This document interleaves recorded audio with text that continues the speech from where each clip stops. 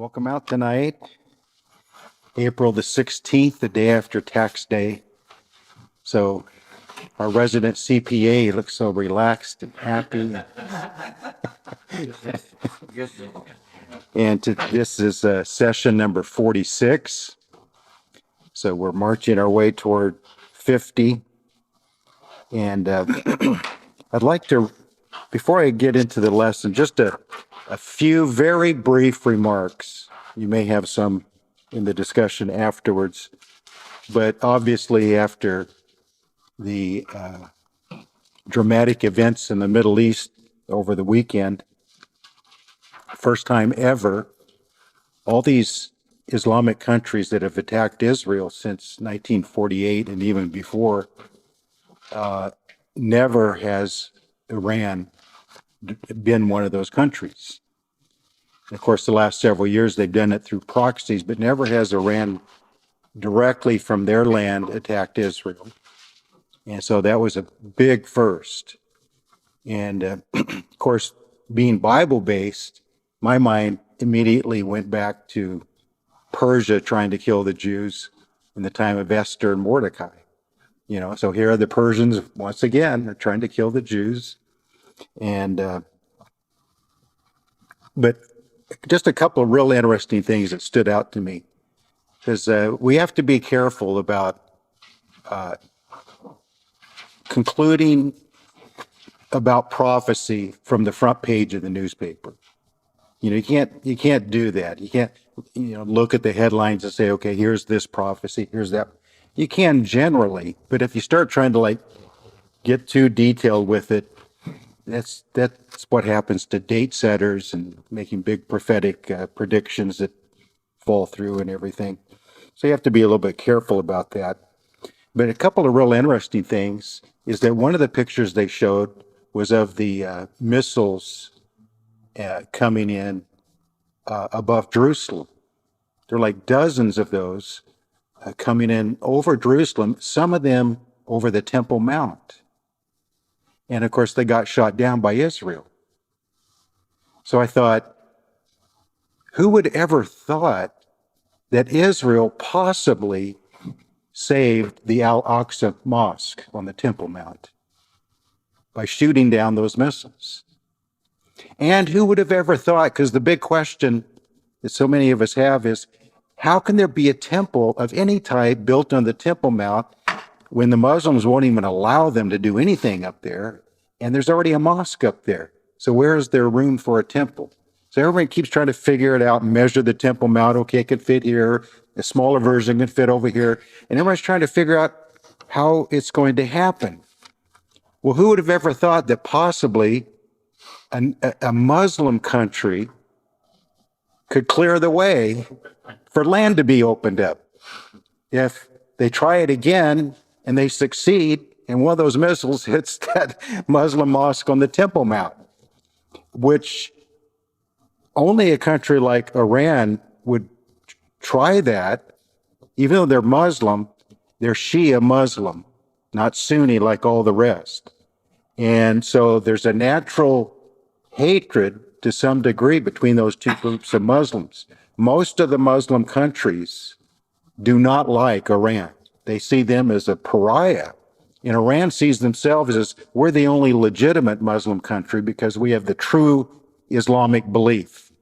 And the other Islamics are heretics. So it's not just Christian, religions that say that about each other. Even the Muslims say it about each other.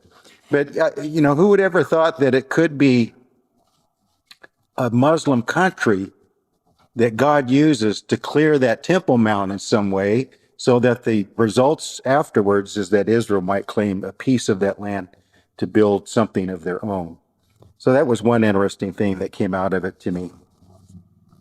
The other interesting thing that came out of it to me, we've talked about in some of these lessons, especially like in Ezekiel and Daniel, that it appears that the Muslim alliance against Israel under the Antichrist will not be like solid. There'll be some, what we might call neutral, if there is such a thing, Islamic countries like Saudi Arabia and Jordan, now even Egypt, who have realized economically it's in their best interest to do business with Israel. And the last thing we need is a big war in the Middle East to disrupt our plans.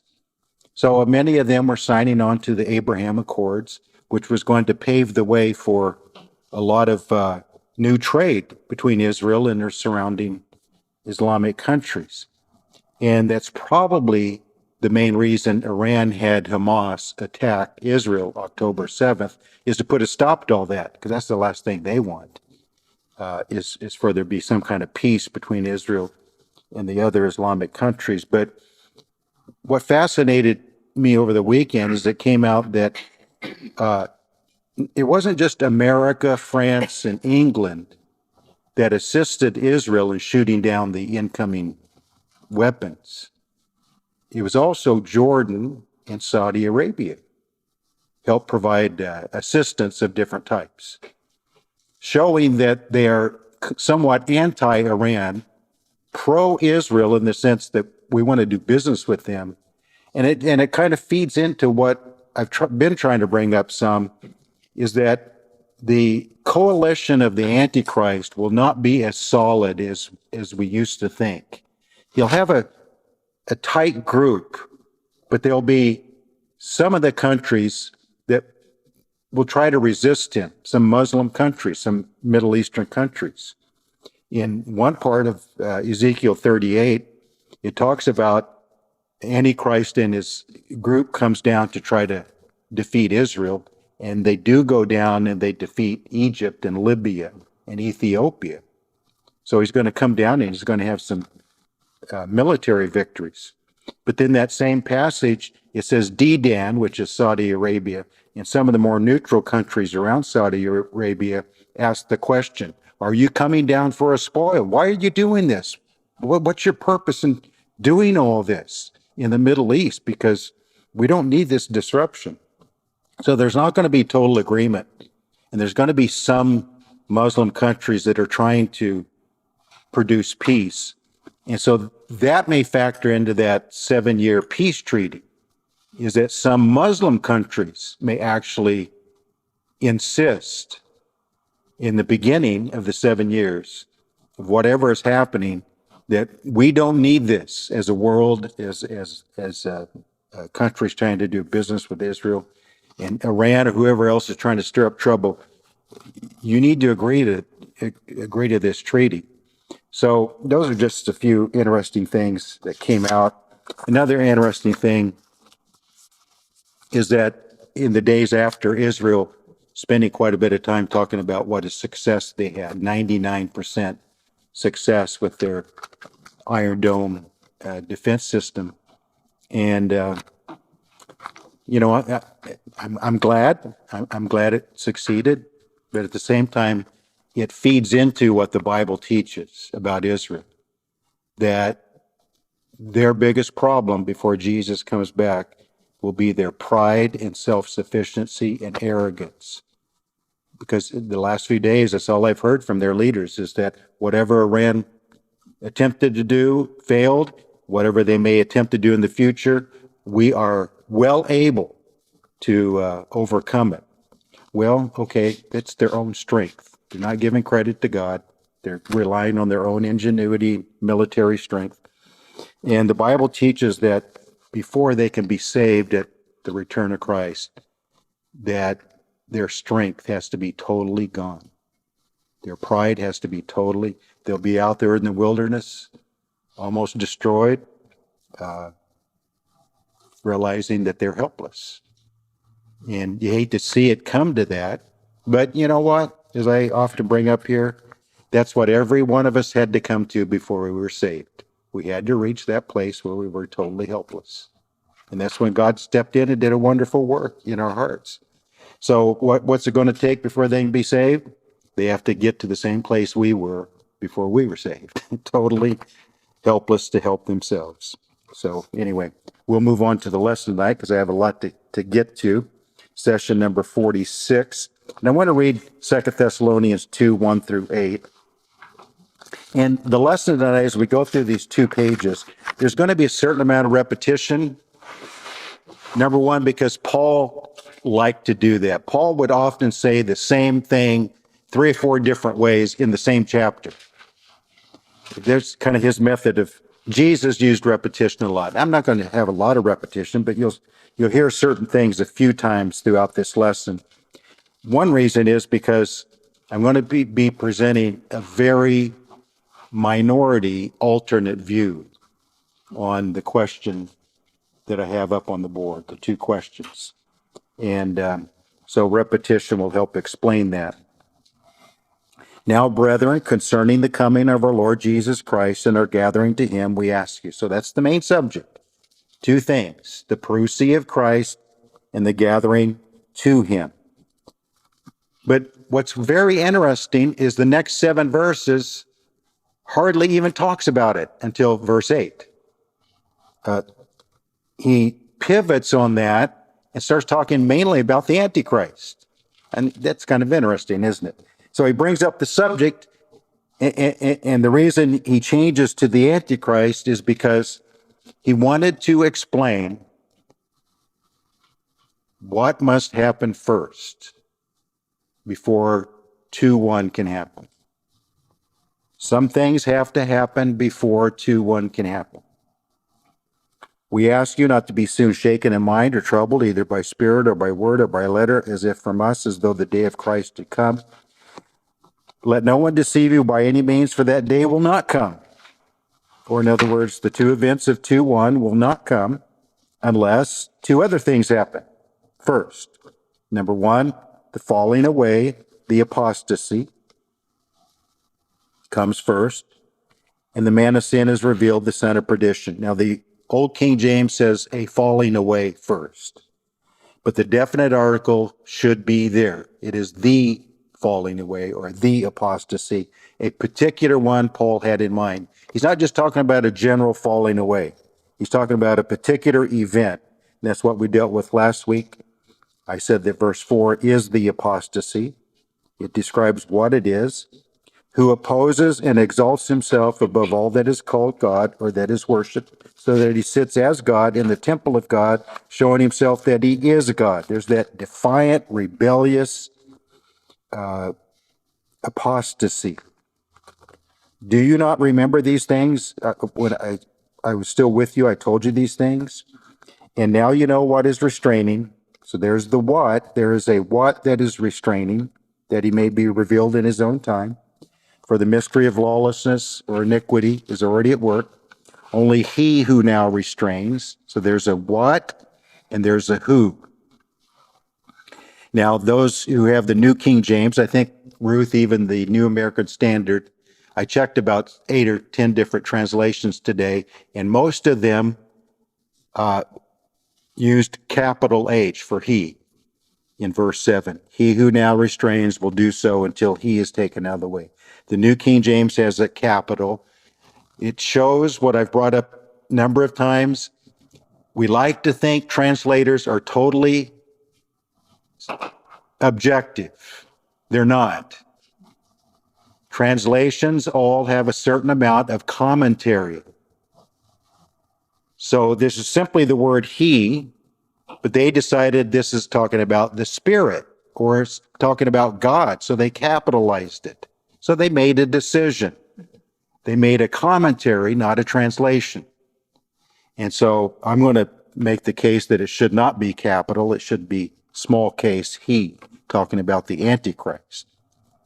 And then the lawless one will be revealed, whom the Lord will consume with the breath of his mouth and destroy with the brightness of his coming. So let me read the summary from last session, the apostasy with a definite article of 2:3 is described in 2:4. I mean, that's just a simple way to explain what the apostasy is. And it also explains the second part of verse 3, the man of sin is revealed. Verse 4 explains both of those. So if you look at it that way, it just kind of opens up this whole passage. This is Paul's quote of Daniel 11:36, which is an important point. Paul has Daniel very much in mind in this passage.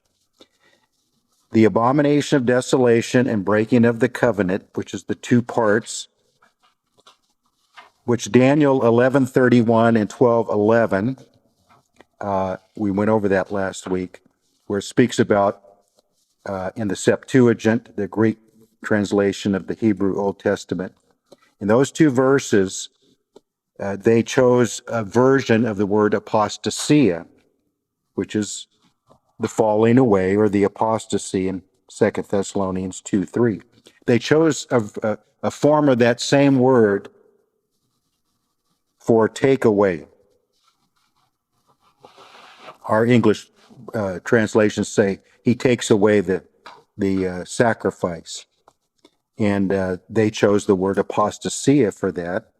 And I say that from which Paul was probably referring to in particular in 2:3. In other words, in his mind, he was thinking of a particular apostasy, a particular rebellion.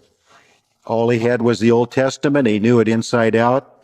I'm thinking in his mind, because he's thinking of the Antichrist. He's thinking of the abomination of desolation. He's thinking of the rebellion.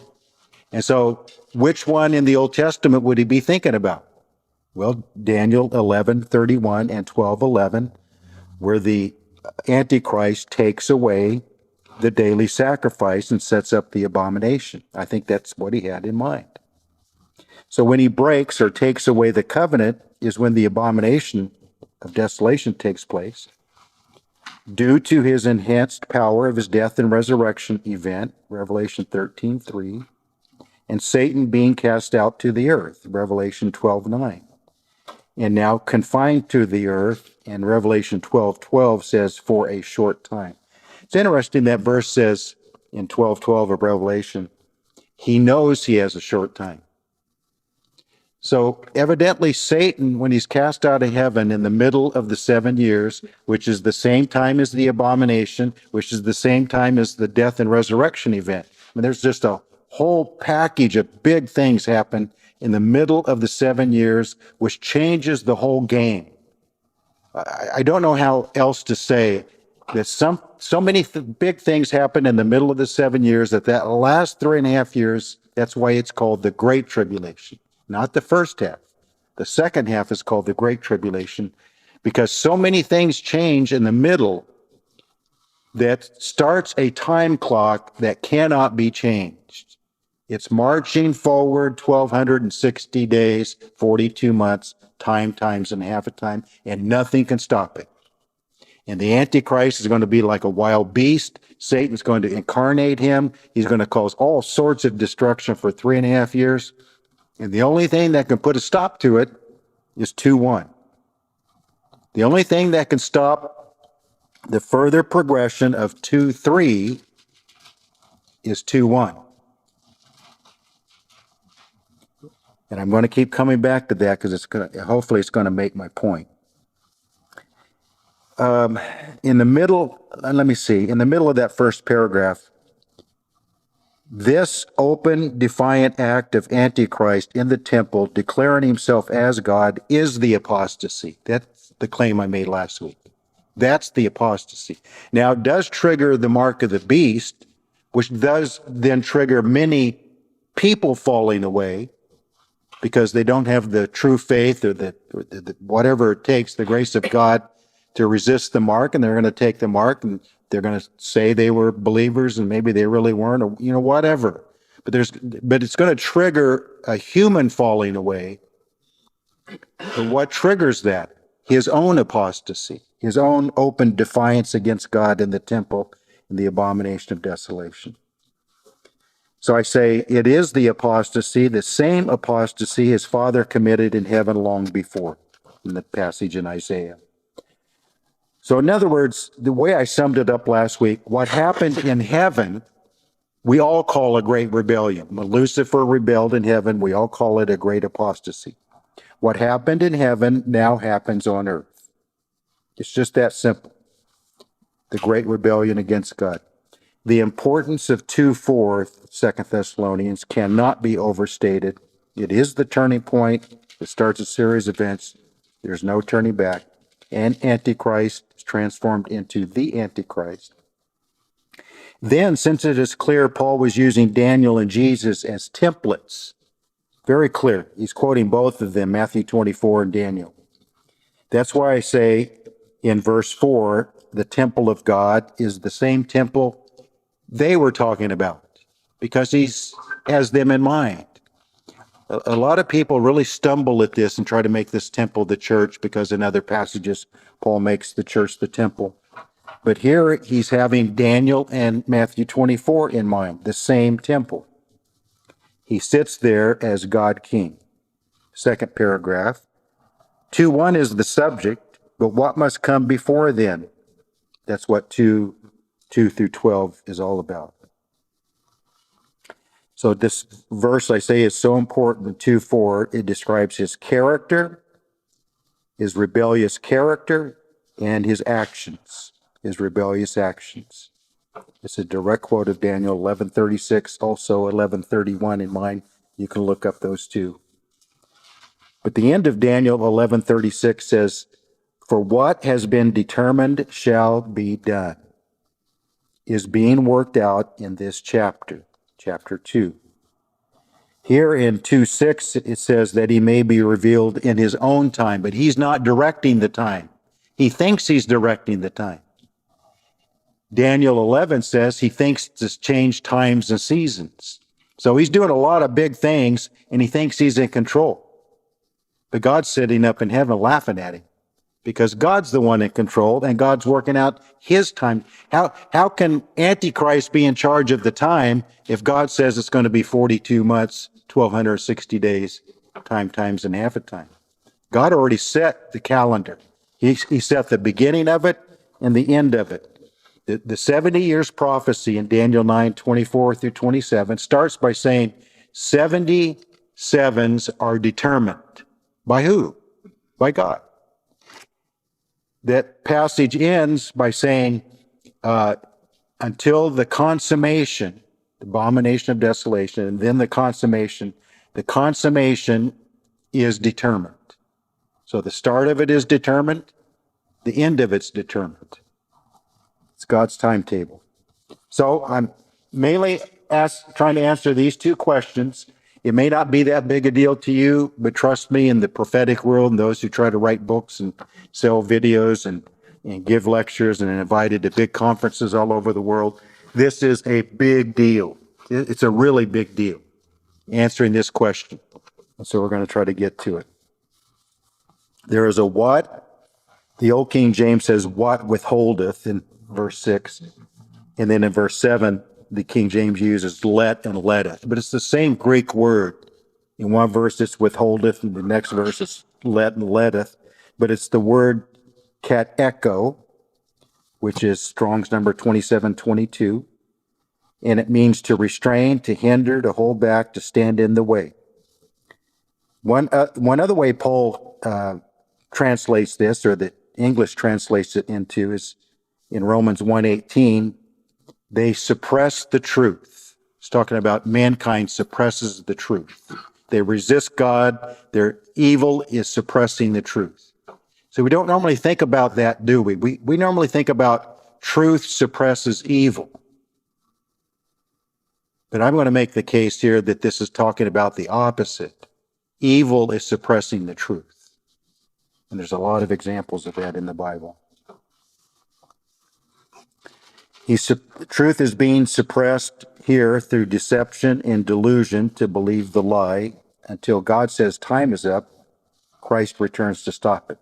So here's one of my main thesis statements for trying to answer these questions. Does this make sense? To me, it just makes perfect sense. What stops 2:3 from continuing? It's going to happen. There's going to be a great apostasy, and the man of sin is going to be revealed, and he's going to run wild. Okay, what's going to put a stop to that? 2:1. When God says, okay, time's up, Christ returns, he's going to gather his people, and he's going to put a stop to the Antichrist. So 2:1 stops or ends 2:3. But then, until then, the opposite is taking place, and that's kind of my whole case. That means that 2:3 is preventing 2:1.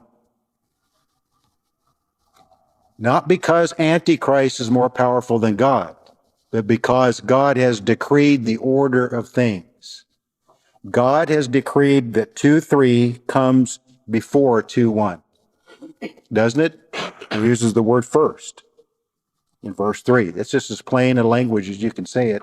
So 2:3 comes first, 2:1 puts a stop to it, but until 2:1 puts a stop to it, 2:3 is hindering, restraining, standing in the way of 2:1.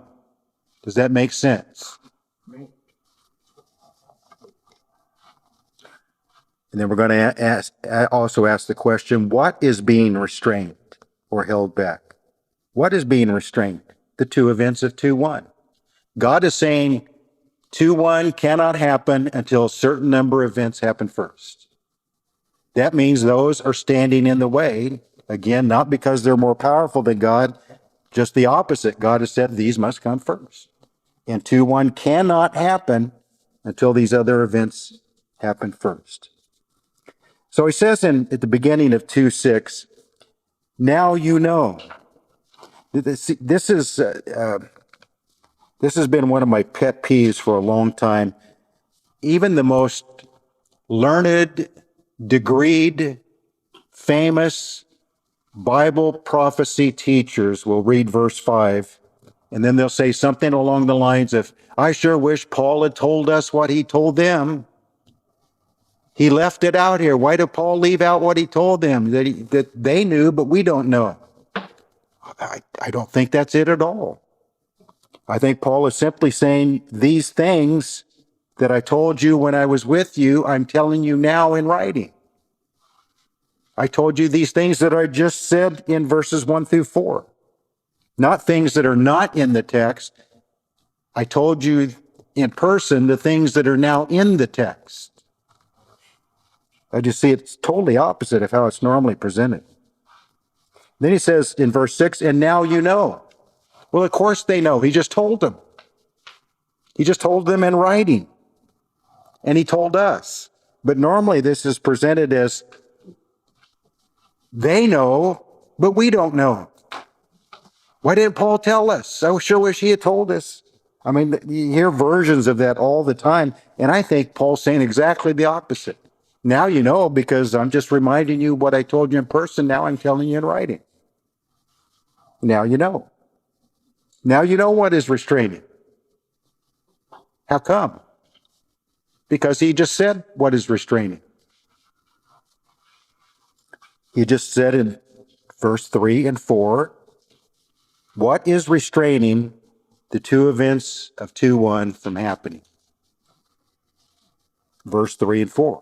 Verse 3 and 4 is standing in the way of 2:1. Now, none of you may agree with me. I know when this goes out on the internet, hardly anyone will agree with that interpretation. So it gives me pause because hardly anyone sees it the way I'm trying to explain it. I first had this thought about 40 years ago, and I resisted it for 20 years or so.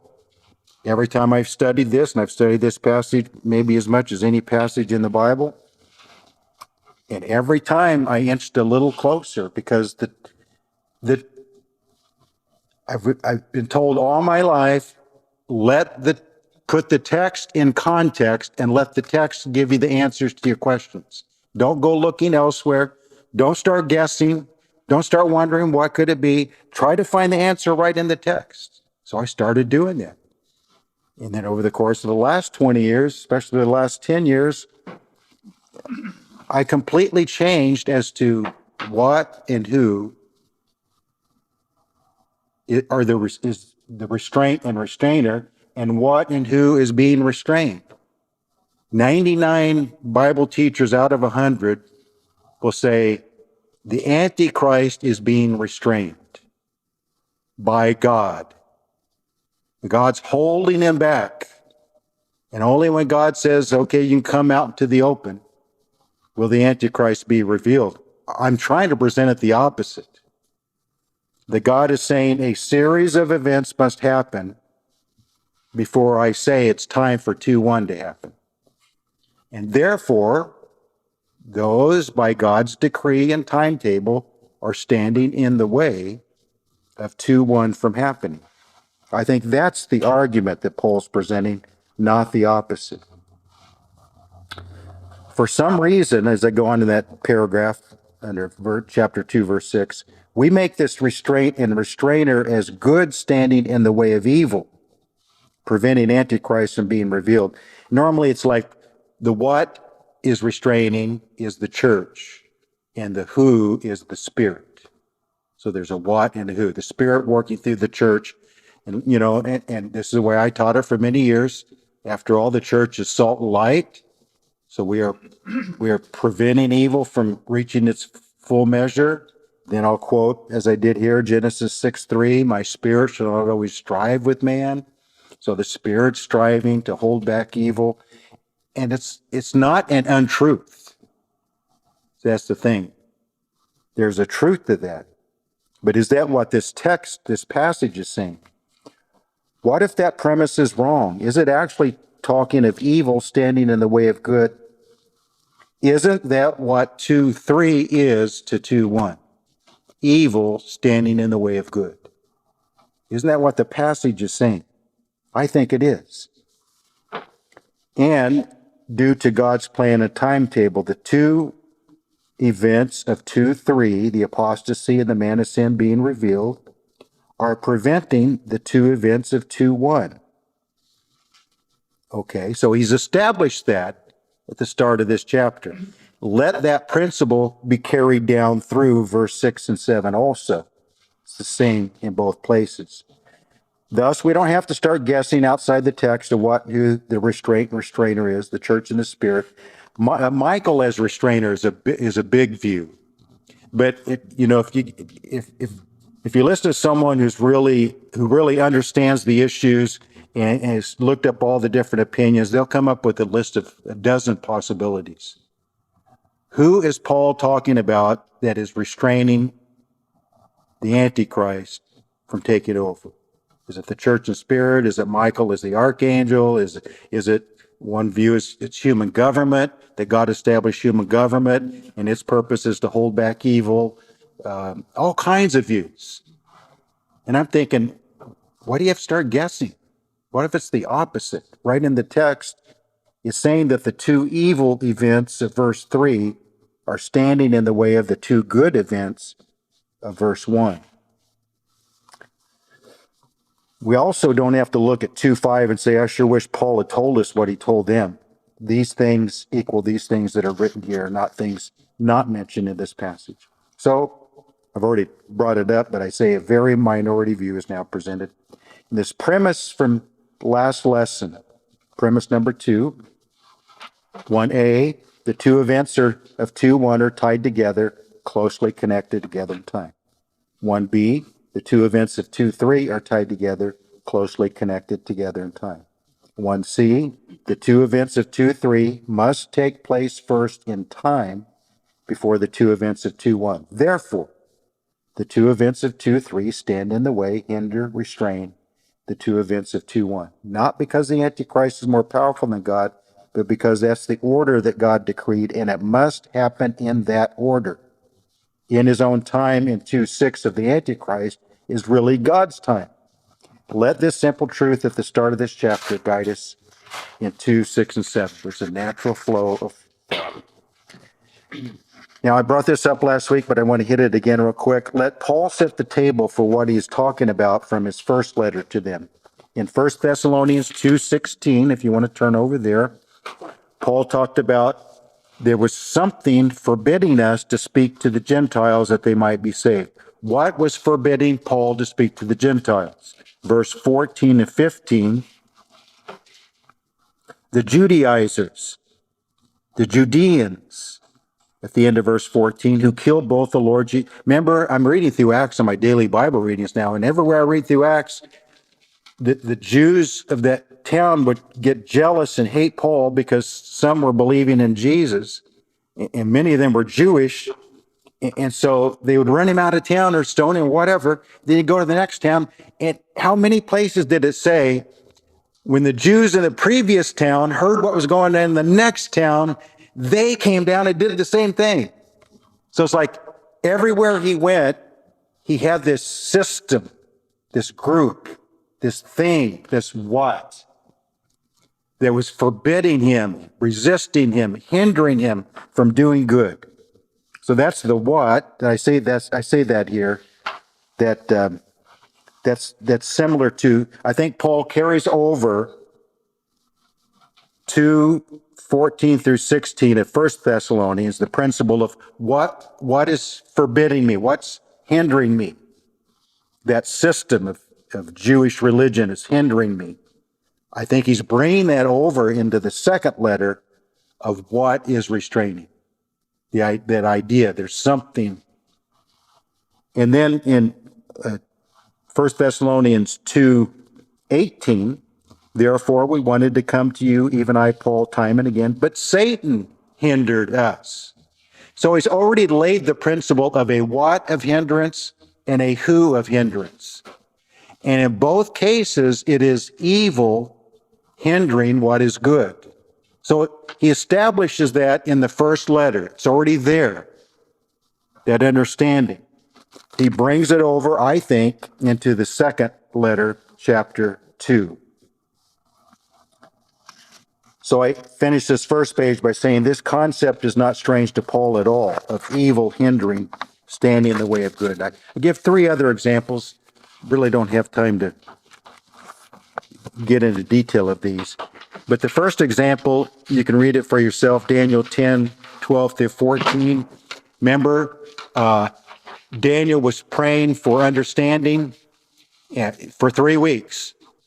And finally, the angel comes and says, I started down to you to give the answer 3 weeks ago. But the prince of Persia withstood me. That talks about an evil spirit force.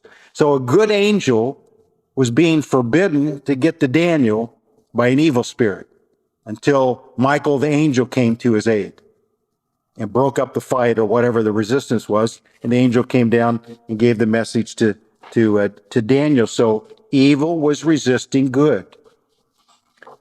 Second example, why did God wait 120 years for the flood?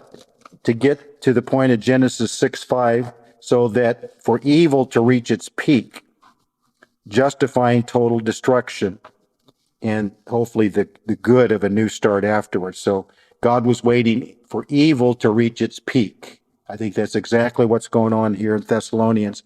God says, I'm going to wait for the mystery of iniquity to reach its fullness. Then I'm going to step in and stop it. The other example is, why did God wait so long to bring Israel out of Egypt? One reason, he told Abraham before, for the iniquity of the Amorites is not yet complete.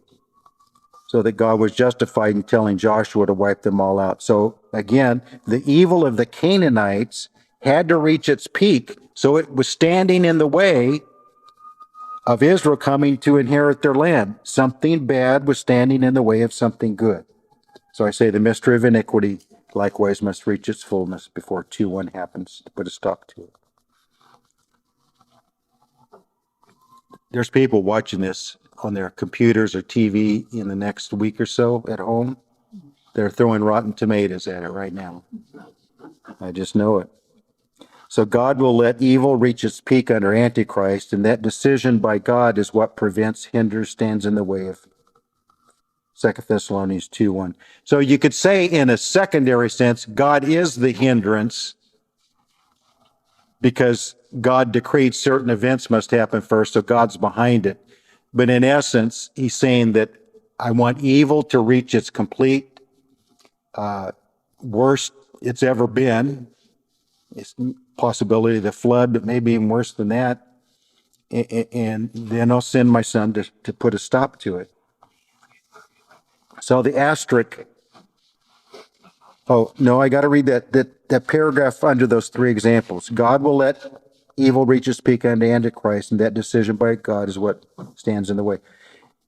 I wanted to read this next sentence real clearly because a lot of people who watch this later agree with me about a post-tribulation rapture and resurrection. They will agree with me that 2:1 happens post-tribulation. Okay, so we're in agreement on that. Many of us are. What does that mean? Well, any post-trib view of 2:1 means many things must happen first, and almost all of them are evil. So doesn't any post-trib view have conclude that a lot of evil events that must happen first stand in the way of Jesus coming back and the rapture and resurrection? So I think many will agree with that in concept, and I'm just trying to apply it to this passage. It is that simple. God's timetable and order of events must be worked out. So the asterisk one, here's kind of like my central concluding not just thesis, but also the summary in some sense. Chapter 2, verse 3 and 4 gives us the answer to 2, 6, and 7. The what of restraint that is restraining 2:1 from happening is the apostasy of 2:3, which is described in 2:4, and is the mystery of iniquity of 2:7 reaching its fullness in the abomination of desolation. I'm trying to word these so that you're seeing this flow of thought through these 8 verses. The who of restrainer, the who that is restraining 2:1 is the man of iniquity or man of sin or man of lawlessness of 2:3. So you see, this passage speaks about a mystery of iniquity, so a what, and a man of iniquity, a who. So right in the passage, you have a what and a who, and they're both evil. So I don't think the what and the who of restraint and restrainer is talking about the Spirit or the church or Michael or anything. I think it's the opposite. The what and the who are evil standing in the way of good.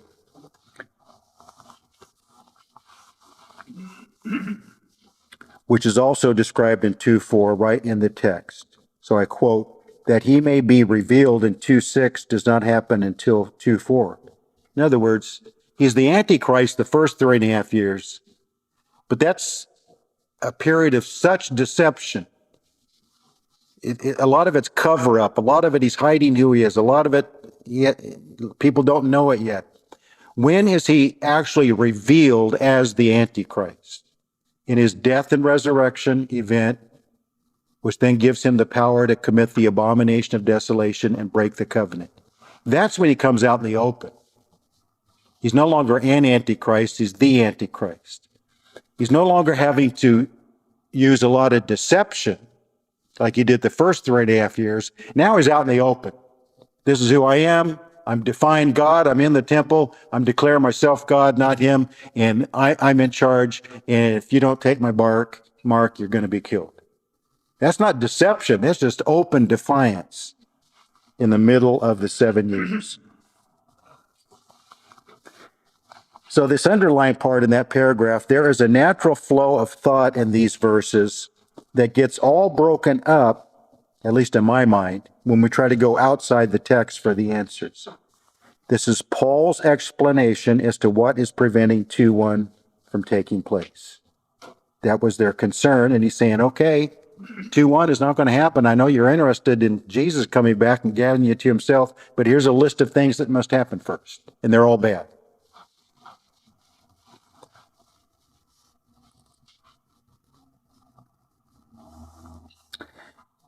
The next paragraph, that he may be revealed in his own time as God's time. When is he revealed? Okay, we got to get into this. And I left this verse out. So write it down. Write down 2:7 next to 2:6 here, because I'm really dealing more with 2:7 here. And this is a really, really, wish your husband was here, Ruth, to help us out with the Greek. I can give you what I think it means, but I sure like to have backup once in a while. The mystery of lawlessness in verse 7 is already at work until he, not capital H, who restrains will continue to do so until he is taken out of the way. Now, I give the Greek here, ek mesu genetai. Almost all translations translate it as taken out of the way. And that's a big reason why the view is that good is holding back evil, and that good will stand in the way of evil until good is taken out of the way. Usually in a pre-trib rapture view, that means the church is removed and somehow the Holy Spirit is removed with the church. The restraint and the restrainer, the church and the Holy Spirit, are removed in a pre-tribulation setting. But the one problem with that is there's a whole lot of people saved during the tribulation. So it's hard to explain how the Spirit can be taken out of the way and still working on people's hearts to draw them to salvation. Is he taken out of the way or not? And the other question I would have with that is, how can the Spirit be taken out of the way? I mean, the language is if it's forcibly removed. The rapture is like the church is forcibly removed, but can the Spirit be forcibly removed? I don't think so. So some then translated the he is taken out of the way as the Spirit, meaning he's not taken out of the way, he steps aside. Now, here's the big problem. I do know enough about the original language to know there are better and more direct ways to say he is taken out of the way. I give you the three little Greek words here: ek, which means out; mesu, which means middle. Middle. I don't see the word middle here in this translation. It means midst or middle. And the genetai simply means comes or becomes. Real simple Greek words. And literally, this phrase means out from the midst he becomes. Now, how you get out from the midst he becomes to he is taken out of the way, I suppose one way you could get there is if you have a group of things here and you pick one up, you say out of the midst it comes, so it's taken out of the way. So I guess you could say that in a secondary sense, but I'm saying there are clearer, more direct ways to say it than using a phrase like out of the midst he becomes means he is taken out of the way. I think there's a much better explanation as to what that means.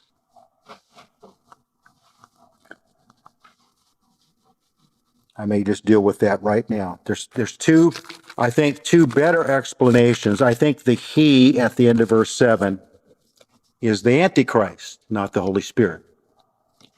And he comes up out of the midst. What verse does that sound like in Revelation? Revelation 13:1, maybe? Let's look over there and look at that. Revelation 13:1. Then I stood on the sand of the sea, and I saw a beast rising up out of the sea, having 7 heads and 10 horns.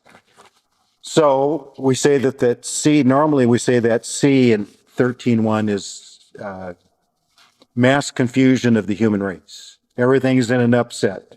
The sea and the waves roaring. No one has any answers. And all of a sudden, this man rises up out of the midst of confused humanity, and he has the answers. That would fit until he comes up out of the midst. So that verse would fit regarding the Antichrist. Another one that would fit is Revelation 17. I think I give it in a later paragraph, but I'm going to run out of time if I'm not careful. 17:8. It says, the beast that you saw, so it's the same beast, the Antichrist. The beast that you saw was and is not. What does that mean? He received a death wound, a mortal wound. Revelation 13 uses that term a couple of times. So he was, but now he is not. And it repeats this again in the end of verse 8. The beast that was and is not and yet is. What does that mean? Well, he He was, and then he had a death wound, and then he had some sort of resurrection event. So he is again. So that's what it's trying to say that in that kind of language. The beast that you saw was and is not and will ascend out of the bottomless pit. When does this happen? Jesus arose from the grave after his death and in his resurrection. I think literally, in some sense, this man dies and goes to the bottomless pit or hell or whatever you want to call it. And then in his resurrection event, to try to copy Jesus, because he tries to copy Jesus in everything. But instead of rising from the grave in glory, he rises out of the bottomless pit, incarnated by Satan, totally evil, with not one good thing left about him. What I'm saying is Revelation 13:1 and 17:8 are two verses that would help explain 2 Thessalonians 2:7. What does it mean? He comes up out of the midst. And why it seems awkward to translate that Greek phrase as he is taken out of the way. Does that betray our prejudice if we want to make it the Holy Spirit or something like that? But he is taken out of the way is what most translators have decided to translate that Greek phrase, out of the midst he becomes. And I think it applies more to the Antichrist, using those two verses. At the end of that paragraph of 2:6, God's plan is to use Satan's plan through Satan's man on earth, the sovereignty of God at work. So all the while, Satan and his man that he incarnates and operates through is totally evil human, a human being at his worst, the mystery of iniquity at its worst. But God is going to be using what they think is their plan to accomplish his plan. 2:7, it's already at work. I give verses.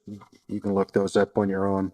Evil men and seducers shall wax worse and worse. Why wonder about what Paul meant in 2:5 when it is right here in the text? So I think I brought this Greek little Greek study up last week. In 2:1, the coming of Christ is the parousia, the Greek word parousia.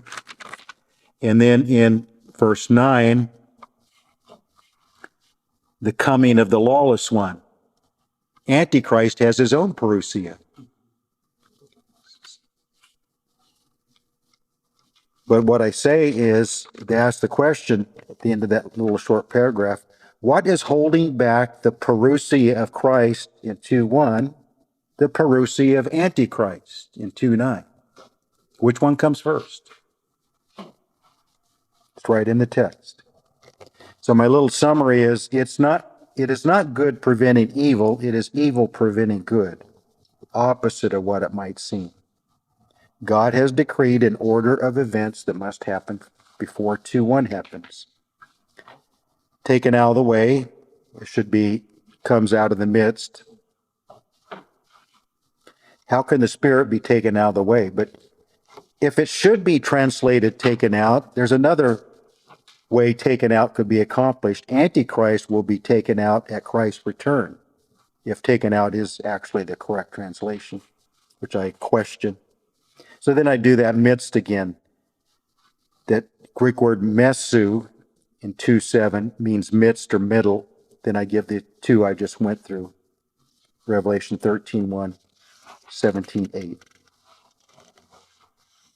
So I thought it would be good to conclude all this. I want to encourage those who watch this later or listen to it later. When you take chapter 2, verses 1 through 8, and all these questions come up. What is the apostasy? Who's the restrainer? What's the restraint? Where do I go for the answers? Why not try to read 2:1 through 8 with a single flow of thought all the way through? So here's my attempt at it. In 2:1, the coming of Christ to gather his saints to himself is our blessed hope. Titus 2:13. But some big and evil things must happen first, like 2:3, the great rebellion, which reveals the Antichrist, described in 2:4 of his rebel character, rebellious actions. Paul reminded them he had told them these same things while with them. That's 2:5. So we're progressing through the text. Then he says in 2:6, and now you know, because I just wrote it, because Paul had told them that the two items of 2:3 must come before the two items of 2:1. So now one way to look at 2:6 and 7, he's restating the same truth he stated in 2:3 and 4. Paul often did that. He'd say the same thing 2 or 3 times in the same passage with different language. So now he restates that same truth in 2:6 and 7. After he is revealed as the lawless one, that's 2:8 and 9. I didn't write that down. You need to write that down yourself. After he is revealed as the lawless one and does much harm, 2:8 happens. That's the one I didn't put in here. Christ returns and destroys him.